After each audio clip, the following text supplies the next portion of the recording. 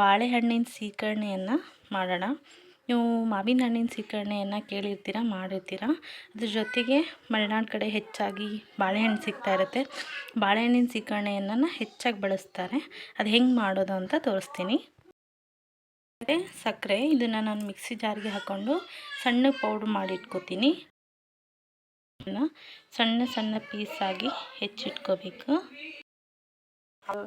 ಕೊಬ್ಬರಿಲಿ ಸ್ವಲ್ಪ ಬಿಸಿ ಆದಮೇಲೆ 1 ಸ್ಪೂನಷ್ಟು ತುಪ್ಪ ಹಾಕ್ತಾಯಿದ್ದೀನಿ. ತುಪ್ಪ ನೀಟಾಗಿ ಮೆಲ್ಟ್ ಆಗಲಿ. ತುಪ್ಪ ಕರಗಿದ ಮೇಲೆ ನಾನು ಸ್ವಲ್ಪ ಬಾದಾಮಿಯನ್ನು ಗೋಡಂಬಿಯನ್ನು ಹಾಕಿ ಫ್ರೈ ಮಾಡ್ಕೊಂಡಿದ್ದೀನಿ. ಕಲರ್ ಚೇಂಜ್ ಆಗಿದೆ.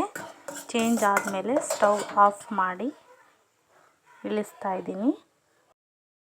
ಗೋಡಂಬಿಗೆ ನಾನು ಸಣ್ಣದಾಗಿ ಮೊದಲೇ ತೋರಿಸಿದ್ನೆಲ್ಲ ಕಟ್ ಮಾಡಿಟ್ಟಿರುವಂಥ ಬಾಳೆಹಣ್ಣಿನ ಪೀಸ್ಗಳನ್ನು ಹಾಕ್ತಾಯಿದ್ದೀನಿ.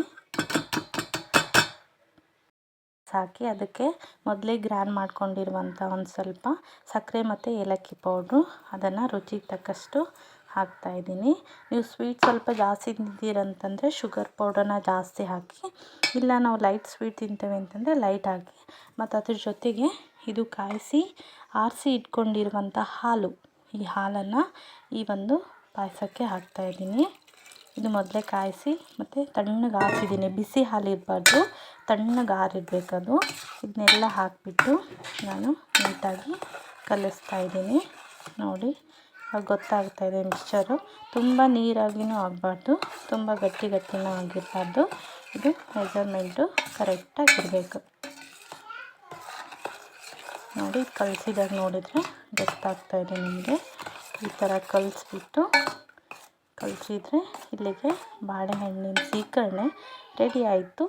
ಇದನ್ನು ಒಂದು ಸರ್ವಿಂಗ್ ಬೌಲ್ಗೆ ಹಾಕೋಣ. ಇದು ನೋಡಿ ಚೆನ್ನಾಗಿ ಬಂದಿದೆ ಅಂತ ನಿಮಗೆ ಗೊತ್ತಾಗುತ್ತೆ, ಸ್ವೀಟ್ ಮತ್ತು ಅದೆಲ್ಲ.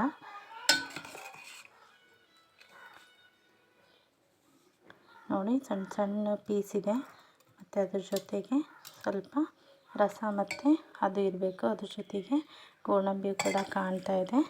ಇವಾಗಿದು ಬಾಳೆಹಣ್ಣಿನ ಸೀಕರಣೆ ಚೆನ್ನಾಗಿ ಬಂದಿದೆ. ನೀವು ಕೂಡ ಮಾಡ್ಕೋಬೋದು. ಇದು ಏನಕ್ಕೆ ಅಂತಂದರೆ, ನೀವು ಡೈರೆಕ್ಟಾಗಿ ಯಾರಾದರೂ ಅರ್ಜೆಂಟಾಗಿ ಗೆಸ್ಟ್ ಮನೆಗೆ ಬಂದರು ಅಂತಂದರೆ ಈ ಸೀಕರಣೆಯನ್ನು ಮಾಡ್ಬೋದು ಆ್ಯಸ್ ಎ ಸ್ವೀಟಾಗಿ. ಇಲ್ಲ ಅಂತಂದರೆ ನೀವು ಹೋಳಿಗೆ ಮಾಡಿದ್ರಿ ಅಂತಂದರೆ ಹೋಳಿಗೆ ಜೊತೆಗೂ ಕೂಡ ಈ ಸೀಕರಣೆ ತುಂಬ ಚೆನ್ನಾಗಿ ಮ್ಯಾಚ್ ಆಗುತ್ತೆ. ಮಾವಿನ ಹಣ್ಣಿನ ಸೀಸನ್ ಇದ್ದಾಗ ಮಾವಿನ ಹಣ್ಣಿನ ಸೀಕರಣೆ, ಸೀಸನ್ ಇಲ್ಲದೇ ಇರುವಾಗ ಬಾಳೆಹಣ್ಣಿನ ಸೀಕರಣೆ ಮತ್ತು ನಾವು ಹೋಳಿಗೆಯನ್ನು ಬಳಸ್ಬೋದು.